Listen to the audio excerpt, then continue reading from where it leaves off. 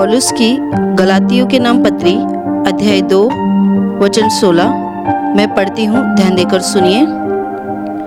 तो भी यह जानकर कि मनुष्य व्यवस्था के कामों से नहीं पर केवल यीशु मसीह पर विश्वास करने के द्वारा धर्मी ठहरता है।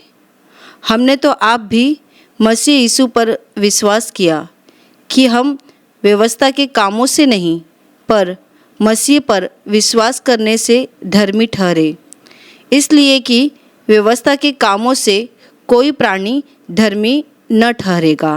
Hallelujah, hallelujah, hallelujah.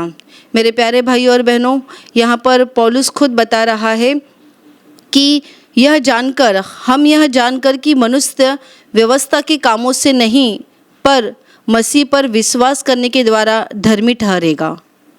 वो इसे बताना चाहता है कि व्यवस्था के कामों को केवल मानने से या उसको पूरा करने से मनुष्य धर्मी नहीं ठहरता, पर जब मनुष्य परमेश्वर पर यानी यीशु मसीह पर विश्वास करता है उसके द्वारा वो धर्मी ठहरेगा। Hallelujah, hallelujah. आगे वो बताता है कि वह खुद भी, यहाँ पर वचन ऐसा लिखा है कि हमने आप भी मसीह यीशु पर विश्वास किया।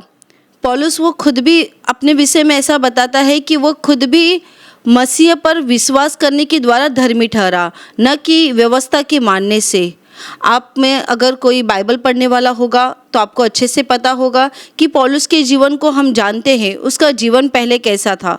वो एक कट्टर यहूदी मनुष्य था। वो व्यवस्था के पालन करने वाला मनुष्य था, व्यवस्था को मानने वाला मनुष्य था। और जब उसकी पहचान यीशु मसीह से हो जाती है, यीशु मसीह को जानने लगता है वो, और वो जब आगे जाकर उसका चेला बनता है तभी इस बात को वो जाहिर करता है कि केवल व्यवस्था को मानने से मनुष्य धर्मी नहीं ठहरेगा। व्यवस्था यानी क्या, हम कह सकते हैं कानून। आज जो कानून है उस कानून को केवल मानने से ही मनुष्य धर्मी ठहरता है, ऐसा नहीं है। तो पौलुस कहता है कि जब एक मनुष्य यीशु मसीह पर विश्वास करता है, विश्वास करने के द्वारा ही वह धर्मी ठहरता है। Hallelujah, hallelujah, hallelujah. मेरे प्यारे भाइयों और बहनों, पौलुस के विषय में उसका जीवन चरित्र ऐसा बताता है कि वो तो एक कट्टर यहूदी मनुष्य था और वो व्यवस्था को मानने वाला मनुष्य था। व्यवस्था की धुन में वो इतना पागल हो गया था कि जितने लोग यीशु मसीह को मानते थे, उसके अनुयायी बन चुके थे, उसके चेले बन चुके थे, उन सबको वो सताने वाला बन चुका था। उन सबको सताकर उनके साथ बुरा व्यवहार करना ये उसका पेशा बन चुका था। लेकिन बाद में हम आगे जाके पढ़ते हैं कि यही पौलुस का जीवन किस तरह से बदलता है जब उसका सामना खुद यीशु मसीह से हो जाता है और वो यीशु मसीह को पहचान जाता है कि यही परमेश्वर का पुत्र है जिसके विषय में लिखा गया है। पर जब उसको ये बात सच्चाई मालूम पड़ जाती है तभी वो आगे जाके खुद के मन को बदल देता है। उसे ये बात समझ में आ जाती है कि जिस व्यवस्था की धुन में वो पागल हो गया था, जिस व्यवस्था की धुन में वो बाकी के लोगों को जो यीशु मसीह पर विश्वास करने वाले थे उनको मारने के लिए तैयार हो चुका था और बहुतों को उसने मारा भी था, ये सारी बातें उसे पता चल जाती है कि वो गलत कर रहा था। और आगे जाके ये खुद यीशु के विषय में इतना पागल बन जाता है कि खुद उसे जेल में डाला गया, उसकी ताड़ना की गई, उसका हाल किया गया और बाद में उसने जगह जगह के लोगों को मंडली रची, जगह जगह पर कलीसिया खड़ी की और जगह जगह को वो विश्वास में स्थिर करता गया। उसने यीशु का नाम खुद फैलाया और आगे जाकर उसने गलातियों के लोगों को पत्री लिखा है कि मनुष्य केवल व्यवस्था को मानने से ही धर्मी नहीं ठहरता, क्योंकि उसको पता था कि जिस तरह से मेरी पुरानी सोच थी वही सोच आज बहुत सारे लोगों में फैल गई है। हम भी देख रहे हैं आज हमारे आसपास के लोगों को हम देख रहे हैं कि लोग व्यवस्था को मानते हैं, कानून को मानते हैं। कानून क्या है, जैसे कि आज हमें पता है, लोगों को हम देखते भी है कि लोग बहुत तंतोतन एकदम काटोकाट रूप से सरकार के नियम को या फिर बाकी की जो भी बातों को पूरा करते हैं। जैसे कि कुछ लोग इतने धर्मी बनते हैं, वो खुद को इतना धर्मी समझते हैं कि जैसे कि उपवास करना, प्रार्थना करना या इसके व्यतिरिक्त भी भले काम करना, उनको लगता है भले काम करने से ही मनुष्य को स्वर्ग प्राप्ति हो जाती है। ये बिल्कुल गलत है। भले काम करने से मनुष्य को स्वर्ग प्राप्ति नहीं होती, बल्कि बाइबल कहती है कि जो मनुष्य परमेश्वर पर विश्वास करता है, परमेश्वर के पुत्र प्रभु यीशु पर विश्वास करता है, वो हमारे लिए स्वर्ग छोड़कर धरती पर आ गया, वो हमारे लिए क्रूस पे मर गया और उसके मरने से, उसके प्राण देने से हम सब बच गए हैं और उस पर विश्वास करने से हम सब धर्मी ठहरते हैं। Hallelujah, hallelujah, hallelujah, hallelujah. मेरे प्यारे भाई और बहनों, सच्चाई वो खुद लोगों को प्रकट कर रहा है। आज लोगों के दिमाग में यही बातें बैठ गई है। लोग बहुत सारी अच्छी भली कामें करते हैं, जैसे कुछ लोग अपने मुंह से गालियाँ देना पसंद नहीं करते, कुछ लोग गलत काम करना पसंद नहीं करते, और कुछ लोगों का जीवन ऐसा होता है कि वो सारी गलत बातें एक तरफ करते हैं, दूसरी तरफ वो दूसरी बातें भी करते हैं। दूसरी बातें मतलब दान देना, अच्छे कामें करना, दूसरों की मदद करना, दूसरों की तकलीफ़ों में उनकी सहायता करना, ये सारी बातें वो दूसरी तरफ करते हैं। पर पहली तरफ क्या करते हैं? पहली तरफ वो अपना बुरा काम शुरू रखते हैं। ऑफिस में गलत काम करना, कंपनी में चोरियां करना, मुंह से गालियां देना, दूसरों की निंदा करना, दूसरे के साथ बुराई करना, ये उनका एक तरफ का काम शुरू है। और दूसरी तरफ वो ये काम करते हैं कि गरीबों की मदद करना, दूसरों को दान देना, दूसरों का भला काम करना, ये सारी बातें करते हैं। उनको लगता है ये एक तरफ का हमारा पाप और दूसरी तरफ का हमारा ये धर्म का काम, ये धर्म का काम हमारे पापों से हमें मुक्त करा देगा। बिल्कुल गलत बात है, ये पूरी तरह से गलत है। मैं आपको एक व्यक्ति के विषय में बताती हूँ। एक व्यक्ति का जीवन मुझे मालूम है। उनका जीवन ऐसा था कि वो किसी कंपनी में काम करते थे और कंपनी में काम करने के वजह से उनको तनख्वाह बहुत कम थी, और फिर उसी कंपनी में वो कुछ गड़बड़ भी करते थे, गलत काम भी करते थे, जिसकी वजह से उनको ऊपर की बहुत कमाई हो जाती थी। और ऊपर का जो भी उनको पैसा मिलता था, वो उस समय जब पैसा लाते थे घर पे, तो उस पैसों से कुछ पैसा निकाल कर वो अपने आसपास के गरीब बच्चों को कुछ खिला देते थे या कभी किसी की कुछ मदद कर देते थे। और एक बार उनको ऐसा पूछा गया कि आप ये ऊपर का पैसा जो लाते हैं वो दूसरों को क्यों बांटते हैं? तभी उन्होंने बताया है, क्या है ना, ये ऊपर की कमाई मेरे मेहनत की कमाई नहीं है। मेरा पगार तो शुरू है, पर ये ऊपर की कमाई मुझे मिल जाती है, और ये लेते समय मुझे थोड़ा डर भी लगता है कि ये इतना ऊपर का पैसा लेना ठीक नहीं है। पर जब मैं दूसरों को बांट देता हूँ तब मुझे दिल में मैं अपने आप को ये कह लेता हूँ कि मैंने ऊपर की कमाई का हिस्सा दान भी कर दिया है, तो उससे मेरे पाप ढक जाएंगे। आज मनुष्य की सोच क्या हो गई है? मनुष्य एक तरफ से अधर्म कर रहा है और दूसरी तरफ से धर्म के काम भी कर रहा है, और उसे लगता है मेरे अधर्म के काम और मेरे धर्म के काम, मेरे जो धर्म के काम है, ये सारे धर्म के काम मेरे अधर्म को ढांप देंगे, छुपा देंगे, रख देंगे, बचा लेंगे मुझे। मेरे प्यारे भाई और बहनों, ये पूरी तरह से गलत है। अगर आप भी उसी में से कोई एक व्यक्ति है और आज आपको ये वचन परमेश्वर का आपके कानों तक पहुंच गया है, तो आज से अपने मार्गों को बदल दीजिए, आज से अपने जीवन को बदल दीजिए, आज से अपने विचारों को बदल दीजिए, आज से अपने दिल को बदल दीजिए, क्योंकि हमारे अच्छे काम हमें स्वर्ग तक नहीं पहुंचा सकते। आप भले अच्छे काम करते होंगे, आप हफ्ते में 2 या 3 बार उपवास करते होंगे, आप बहुत ज़्यादा प्रार्थना करने वाले व्यक्ति होंगे, आप बहुत धार्मिकता से जीवन बिताने वाले व्यक्ति होंगे, पर आप दूसरी तरफ अधर्म के काम आपने बंद नहीं किए हैं। आप व्यवस्था को माना है, व्यवस्था की सारी बातों को आप पालन करते हैं। जैसे कि व्यवस्था कहती है, आज का कानून कहता है कि तुम चोरी मत करना या झूठ मत बोलना या दूसरों के साथ गलत मत करना, अन्याय मत करना, ये सारी चीज़ों को आप मान रहे हैं, पर दूसरी तरफ आपका गलत व्यवहार भी शुरू है। दूसरी तरफ आप वो गलत काम भी शुरू कर रखे हैं जो परमेश्वर की नज़र में बुरा है, और आपको ऐसा लगता है देखने वाला कौन है, मुझे पूछने वाला कौन है, मेरा हिसाब लेने वाला कौन है। मत भूलिए, जो परमेश्वर इन आँखों से हमें नहीं दिखाई देता, वो हमें रात दिन देख रहा है, रात दिन। आप जो अंधेरे में काम कर रहे हैं, जिस काम को आपकी पत्नी भी नहीं जानती, जिस काम को आपका पति भी नहीं जानता, जिस काम को आपके बच्चे या आपका करीब का कोई व्यक्ति भी नहीं जानता, ऐसे बुरे कामों को भी वो परमेश्वर आसमान से देख रहा है। वो परमेश्वर आसमान से देख रहा है और तुम्हारे स्वर्गदूत वो सारे कामों को लिख रहे हैं। सारे कामों को मत भूलिए। जैसे हमारे अच्छे काम जब हम करते हैं और हमें ऐसा लगता है आज मैंने अच्छा काम किया है तो परमेश्वर इसके बदले मुझे आशीष देगा, तो मत भूलिए हमारे बुरे कामों को भी परमेश्वर देखता है और बुरे कामों के बदले वो हमें दंड भी देगा। Hallelujah, hallelujah, hallelujah, hallelujah.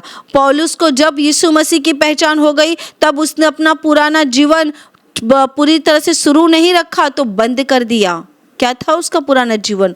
उसका पुराना जीवन था यीशु मसीह पर विश्वास करने वालों को मारना, सताना, उनके साथ गलत व्यवहार करना। बाकी सारा जीवन उसका अच्छा चल रहा था। वो एक यहूदी व्यक्ति था और अपने धर्म के विषय में बहुत कड़क था, बहुत कड़क।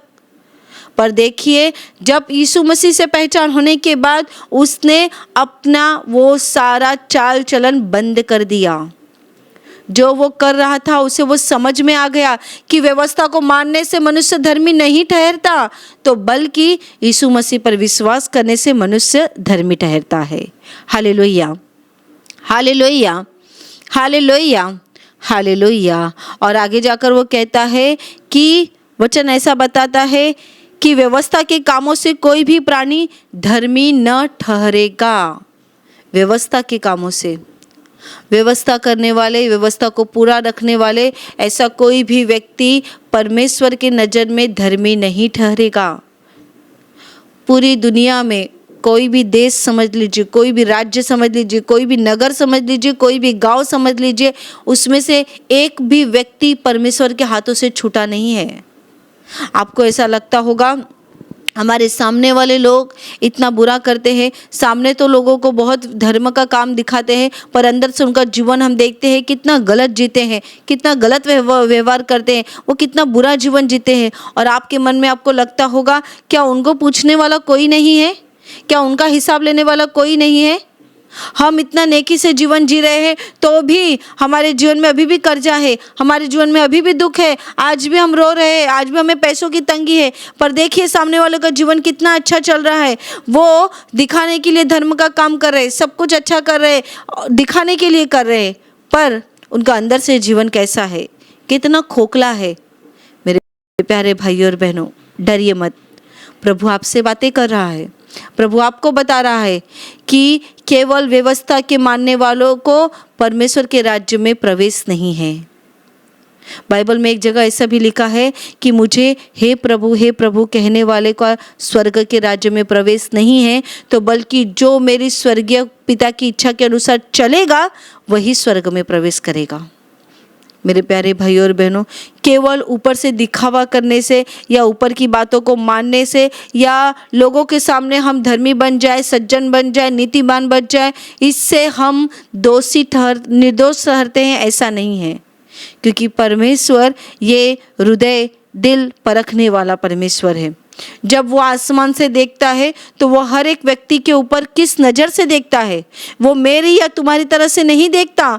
हम किसी मनुष्य को देखते हैं तो हम देखते हैं कितना सुंदर दिखता है, वो कितनी सुंदर दिखती है, कितने अच्छे कपड़े पहने हैं, कितनी धार्मिकता से भरे दिख रहे हैं वो। क्या परमेश्वर का देखना भी ऐसा ही है? बाइबल कहती है, परमेश्वर कहता है, मेरा देखना मनुष्य के देखने के समान नहीं है। मनुष्य तो बाहर का रूप देखता है पर मैं अंदर से दिल परखने वाला परमेश्वर हूँ। मेरे प्यारे भाई और बहनों, आप आज बुरी हालत में जीवन जी रहे हैं। आज आपके शरीर पे हो सकता है अच्छे कपड़े ना हो, महंगे कपड़े ना हो, आप बहुत सस्ता कपड़ा पहन के एक मामूली जीवन जी रहे हो। 2 समय का खाना भी आपको जैसे तैसे करके मिल रहा है, आपको अच्छी नौकरी नहीं है, आप जैसे तैसे करके जीवन बिता रहे हो।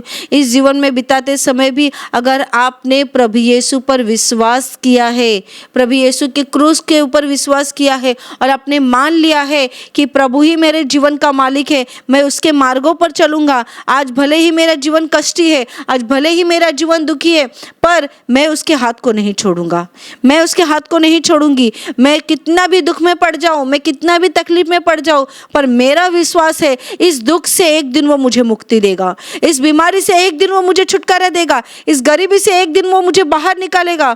और सच में परमेश्वर ने कहा है कि उसने अपने चुने हुए लोगों के लिए स्वर्ग में प्रतिफल रखा है और वो उस प्रतिफल के आप वारिस बनने जा रहे हैं। Hallelujah, hallelujah, hallelujah, hallelujah. मेरे प्यारे भाइयों और बहनों, अधर्मियों के समान नहीं तो बल्कि धर्मी व्यक्ति के समान उस यीशु पर विश्वास रखिए। आप सब अच्छे काम करते हो, लेकिन आपने अपने जीवन में से अगर प्रभु यीशु को ही हटा दिया है, आप प्रभु यीशु को ही नहीं चाहते, बाकी सब कुछ आप चाहते हो, सब कुछ सुनना पसंद करते हो, सब कुछ करना पसंद करते हो, तो आपका जीवन जीरो के समान है। जीरो जो किसी काम का नहीं होता। आपको मालूम है जीरो, ये संख्या ऐसी है कि अगर केवल जीरो लगा दिया जाए तो वो किसी काम का नहीं रहता, पर उस जीरो के आगे एक लगा दिया जाए तो वो 10 बन जाता है। वैसे आपका जीवन बन गया है। अगर आप परमेश्वर पर विश्वास करने वाले नहीं हैं और आप आज भी अपना वही जीवन जी रहे हो, आपको सब अच्छा लगता है लेकिन यीशु का नाम सुनना पसंद नहीं है, तो ध्यान रखना आपका जीवन जीरो के समान है और आपके जीवन को कोई कीमत नहीं है। आपके पास सब कुछ होगा लेकिन फिर भी वो परमेश्वर की नज़र में जीरो के समान है, शून्य। लेकिन अगर आज आपने अपना दिल खोला है, उस यीशु मसीह को अपने जीवन में स्वीकार करना चाहते हैं, तो मैं आपको बताती हूँ ये यीशु मसीह एक अकेला आपके जीवन में काफ़ी हो जाएगा। आपका जीवन जो जीरो के समान है वो आपके आगे खड़ा हो जाएगा ना, तो आपका जीवन 10 के समान हो जाएगा, 10 के समान।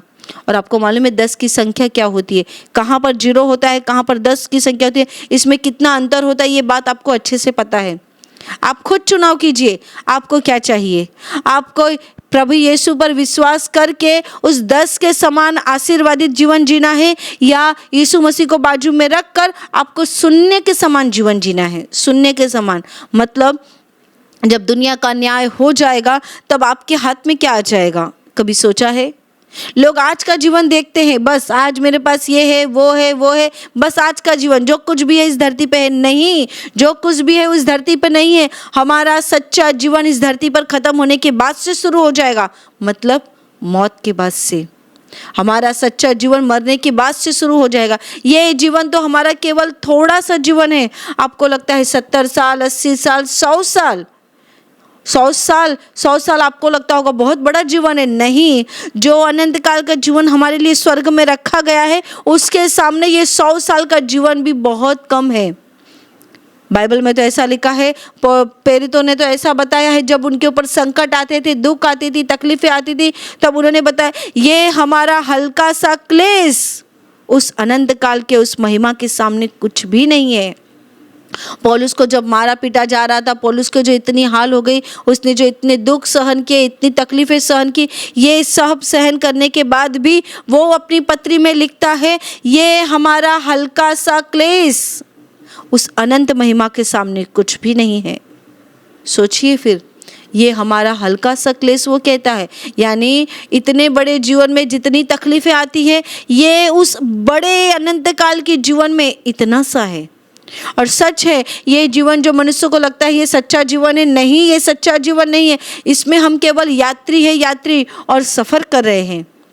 आप जब विरार से बैठते हैं और आपको चर्चगेट जाना होता है तो आपको लगता है कितना दूर का सफ़र है। यहाँ पर विरार एक कोने में आ गया और दूसरे कोने में चर्चगेट आ गया, आपको इतना लंबा सफ़र तय करना है और आपको लगता है बहुत लंबा सफ़र है। लेकिन ये लंबा सफ़र कब तक है? जब तक आपका चर्चगेट नहीं आता। एक बार चर्चगेट आ जाएगा उसके बाद आपको पता चलेगा ये सफ़र तो बहुत कम था, अभी आगे का सच्चा सफ़र शुरू होने जा रहा है। वैसे ही हमारा ये जीवन है। हमें लगता है 50 साल, 60 साल, 70 साल, ज़्यादा से ज़्यादा अब तो 100 साल कोई जीता भी नहीं है। 80 साल, 90 साल इंसान खुद कंटाल जाता है, उनको खुद को लगता है बस हो गया, अब नहीं चाहिए ये जीवन, बस हो गया, अब इस जीवन से छुटकारा चाहिए। 70 साल में, 80 साल में इंसान को अपने जीवन का कंटाल आ जाता है, कंटाल, और वो अपना जीवन ख़त्म करना चाहता है। कितने बूढ़े व्यक्तियों के मुंह से हमने सुना है, वो बोलते हैं बस हो गया, अब हमें ख़त्म होना है, अब हमें मरना है, एक बार मौत आ जाए, एक बार इस बूढ़े शरीर से छुटकारा मिल जाए। क्यों? ये हमारा शरीर दीनहीन शरीर है, इस शरीर को कोई आशा नहीं है, इस शरीर पर कोई हम भरोसा रख नहीं सकते। हमें वो महिमा भरा शरीर मिलने वाला है और उसका हमें इंतज़ार करना है। इस शरीर में कभी पैर दर्द होता है, कभी हाथ दर्द होता है, कभी सर में दुखता है तो कभी बुखार आता है, कभी यहाँ की हड्डी दुखती है तो कभी यहाँ पे तकलीफ होती है। इस शरीर में सब कुछ शुरू रहता है, बीमारियाँ शुरू है, तकलीफें शुरू है, दर्द शुरू है, क्योंकि हम सफ़र कर रहे हैं। सफ़र, जब आप सफ़र करते हैं, सफ़र में बताइए आपको कितनी परेशानियां हो जाती है। कभी किसी का धक्का लगता है, कभी किसी के साथ गलत व्यवहार होता है, बहुत सारी बातें आपके साथ हो जाती हैं। तो क्या ये सफ़र खत्म करते समय आप बीच में ही उतर जाते हैं क्या? नहीं, आपको आगे तक जाना है, वहाँ तक आप जाते हैं ना। वैसे ही ये हमारा सफ़र शुरू है। कहीं में कुछ दर्द शुरू होता है, कभी कहीं रोना होता है, कभी हंसना रहता है, कभी दर्द, कभी तकलीफ़ें, ये सब शुरू रहती है। पर ये ख़त्म होने तक हमें इंतज़ार करना है। किस बात का? हमारे उस सच्चे घर का, वो घर जो प्रभु यीशु ने हमारे लिए स्वर्ग में तैयार किया है। उसने अपने चेलों को कहा था, मैं पिता के पास जा रहा हूँ और तुम्हारे रहने के लिए बहुत सी जगह ऊपर है। मैं जा रहा हूँ तुम्हारे लिए जगह तैयार करने, और जब वो हो जाएगा तो मैं वापस आऊँगा तुम्हें लेने के लिए। मेरे प्यारे भाई और बहनों, प्रभु का वादा सच्चा वादा है। वो एक दिन स्वर्ग से आने जा रहा है हमें लेने के लिए। हमारा सफ़र ख़त्म हो जाएगा, हमें इस शरीर से छुटकारा मिल जाएगा, हमें इस दर्द से छुटकारा मिल जाएगा, और जब हम उस महिमा भरे स्वर्ग में प्रवेश करेंगे तभी हम जान जाएंगे कि इस पृथ्वी पे जो हम दुख भोग रहे थे वो तो कितना हल्का सा था, कितना कम था। क्योंकि जो महिमा भरा स्वर्ग में हम चीज़ें देखने जा रही है, जो हमारी बुद्धि कल्पना कर नहीं सकती, वो सारी बातें हमारे जीवन में हमें मिलने जा रही है। इसीलिए मेरे प्यारे भाइयों और बहनों, केवल व्यवस्था के मानने वाले मत बन जाइए, केवल व्यवस्था के चलने वाले मत बन जाइए। तो उस यीशु मसीह को जो सच्चा परमेश्वर है उस पर विश्वास कीजिए, उसके क्रूस पर विश्वास कीजिए, उसके बलिदान पे विश्वास कीजिए, और भरोसा रखिए कि जिस यीशु पर आपने विश्वास किया है वो आपको नहीं फंसाएगा, वो आपको नहीं छोड़ेगा, वो आपके जीवन को आशीषित करेगा, मतलब करेगा। मेरे प्यारे भाई और बहनों, आज लोगों का जीवन जो दुखी हो चुका है, इस दुख भरे जीवन में वो रो रहे हैं, तड़प रहे हैं, फिर भी उनको एक आशा है। अगर उन्होंने यीशु पर विश्वास रखा है तो उनको एक भरोसा है कि ये जीवन से हमें एक दिन छुटकारा मिलेगा। उस प्रभु यीशु पर विश्वास कीजिए, उसके वचनों पर विश्वास कीजिए। आपकी तकलीफ़ें, आपके दुख कभी ना कभी ख़त्म हो जाएंगे। विश्वास से उसके वचनों पर चलते रहिए, बाइबल पढ़ते रहिए, प्रार्थना करते रहिए और उसके आने का इंतज़ार कीजिए। देखिए, आप जब उस पर विश्वास करेंगे, वो आपका विश्वास एक दिन धार्मिकता में बदल जाएगा और प्रभु धर्मी लोगों को स्वर्ग में लेगा, अधर्मियों को नहीं।